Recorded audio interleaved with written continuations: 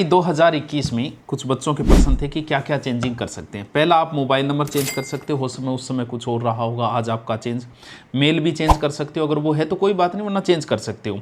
एक आपका पत्राचार एड्रेस हो सकता है, उस समय आप कहीं रहते होंगे, आज आपने अपना ठिकाना बदल लिया होगा, तो पत्राचार एड्रेस भी ज़रूरी है, चेंज कर सकते हो।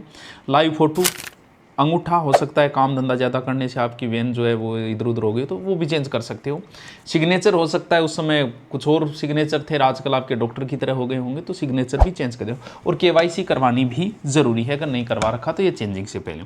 कुछ बच्चों के प्रश्न थे कि जैसे 2021 में किसी ने फार्म भरा था, वो उस समय विडो में नहीं थी, आज वो महिला मान लो कि उसके बाद विडो हो गई, या EWS वाला, तो ऐसा आप कोई चेंजिंग नहीं कर सकते, क्योंकि 21 के आधार पर ही होगा, बाद में आपका क्या होगा इस चीज़ का कोई लेना देना नहीं है।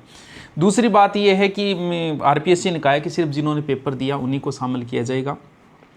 तो हमारी RPSC से थोड़ा निवेदन है कि कम से कम, बहुत सारे कारण थे, जैसे जिस दिन एग्ज़ाम हुआ था SI का 13 सितंबर को, उस समय BSTC का भी एग्ज़ाम था फर्स्ट ईयर का।